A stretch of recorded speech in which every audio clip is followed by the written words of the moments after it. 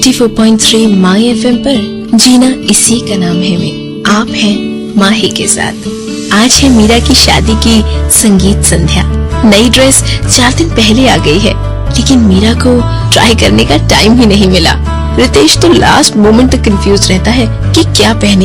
इतना काम है आज मीरा को। बच्चों को तैयार करो, पापा जी और मम्मी जी को वक्त पे दवाई दो, फिर होटल पहुँचो। पापा जी ने तो जिद पकड़ ली कि शादी के हर फंक्शन में पगड़ी अलग पहनेंगे। पापा जी यानी मीरा के ससुर।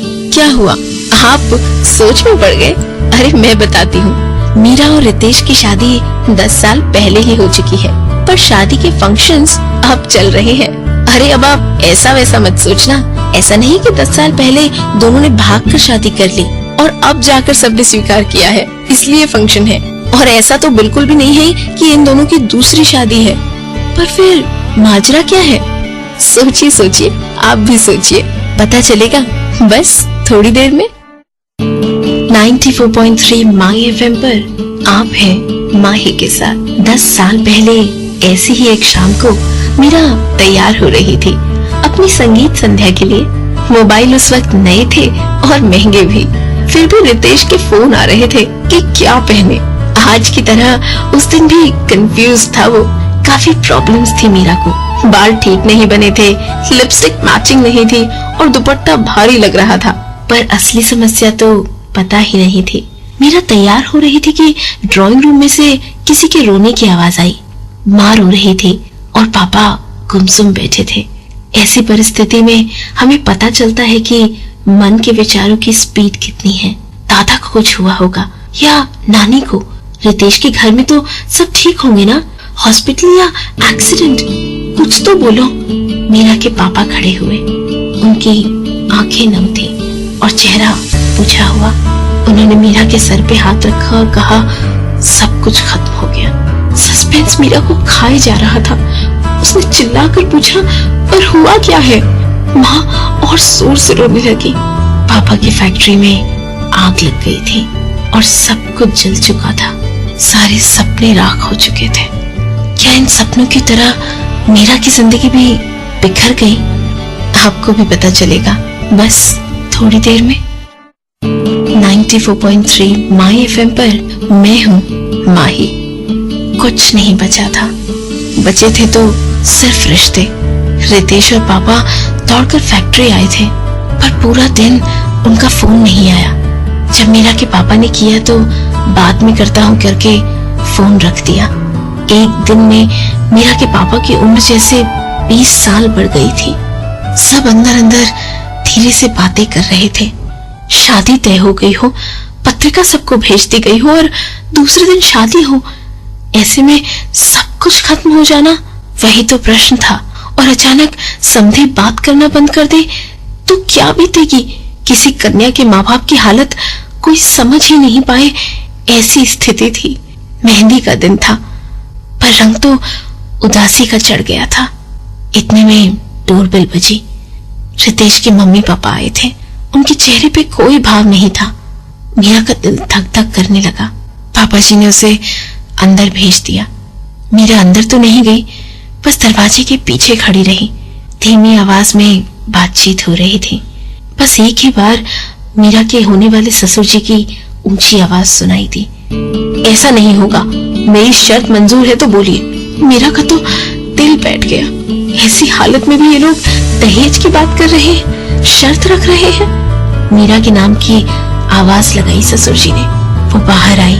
उन्होंने रितेश की मम्मी से कहा, मेहंदी नहीं लगाओगी मीरा के हाथ में? मीरा को तो कुछ समझ ही नहीं आ रहा था। फिर पता चला कि उसके ससुर जी ने पूरी बात जानकर मीरा के पापा को एक भी पैसे की मदद करने से साफ इनकार कर दिया था और साथ में 2 शर्त भी रखी थी। क्या थी वो शर्तें? जानिए कुछ देर में। 94.3 माई एफएम पर आप हैं माही के साथ। पहली शर्त ये थी कि शादी धूमधाम से नहीं करेंगे, न अपने पैसों से और न किसी और के पैसों से। इसीलिए मीरा के ससुर जी ने खुद तो पैसे देने से तो साफ मना किया ही, साथ में शर्त भी रखी कि ये शादी धूमधाम से नहीं होगी। उन्हें भी तो बड़ी चाह थी कि शादी धूमधाम से हो। रितेश एक ही बेटा था और उस वक्त भी मीरा के ससुर जी ने अलग अलग पगड़ियां पहनने का निर्णय किया था, पर वो सब भूलकर उन्होंने इस मुश्किल घड़ी में साथ देने का निर्णय किया। सास ससुर के जाने के बाद मीरा ने अपने पापा को हंसता हुआ देखा। उन्होंने मीरा के गाल पर हाथ रखा। उनके चेहरे पर अपनी लड़की संस्कारी घर में जा रही थी ऐसा संतोष दिख रहा था। मीरा की सास ने जो मीरा के हाथों में मेहंदी लगाई थी, उसी हाथ से साइन करके दूसरे दिन मीरा और रितेश ने सिर्फ 15 लोगों की मौजूदगी में शादी कर ली। लेकिन अभी भी मीरा के ससुर जी की एक शर्त बाकी थी। वो क्या थी, जानिए कुछ देर में। 94.3 माई FM पर जीना इसी का नाम है मैं हूँ माही। दूसरी शर्त ये थी कि शादी के बचे हुए सारे फंक्शन धूमधाम से करेंगे, भले ही सालों लग जाए। और वो शर्त आज पूरी हो रही है। शादी के 10 साल बाद आज संगीत संध्या है और कल मेहंदी, बाद में रिसेप्शन और डिनर। एक ही घर से वर और कन्या जाने वाले हैं। वर कन्या के 2 बच्चे शादी में क्या पहनेंगे और क्या खाएंगे उसकी लिस्ट बना रहे हैं। मीरा के मम्मी पापा होटल पहुंच गए हैं, पर अभी तक मीरा के ससुर जी तय नहीं कर पा रहे हैं कि कौन सी पगड़ी पहने। मम्मी जी पापा जी को देर करने के लिए धमका रही हैं और हमेशा की तरह मीरा दोनों के झगड़े में रेफरी बनी हुई है। रितेश अब भी मीरा से यही पूछ रहा है, मेरी शेरवानी कैसी लग रही है। सच पूछो तो अपनी ही शादी में इतना काम है मीरा को कि वो थक गई है, पर फिर भी सब अच्छा लग रहा है उसे। पर कैसे? अब इस सवाल का जवाब जानने के लिए कीजिए बस थोड़ा सा इंतजार। 94.3 माई FM पर आप हैं माही के साथ। एक घटना हुई फैक्ट्री में, आग लगने की, दुखदाई थी पर साथ में कितने सुख लेकर आई मीरा और उसके परिवार के लिए। मीरा के सास ससुर रितेश, उनका परिचय कहाँ हो पाता इसके बगैर। उन्होंने मीरा के पापा को ना तो सामाजिक ना ही आर्थिक बोझ दिया। किसी भी रिश्ते की नींव में समझदारी और विश्वास होता है, ये उस दिन मीरा जान पाई। मुश्किल वक्त में भी जीवन साथी का हाथ पकड़ के खुश रहा जा सकता है, ये मीरा ने रितेश से सीखा।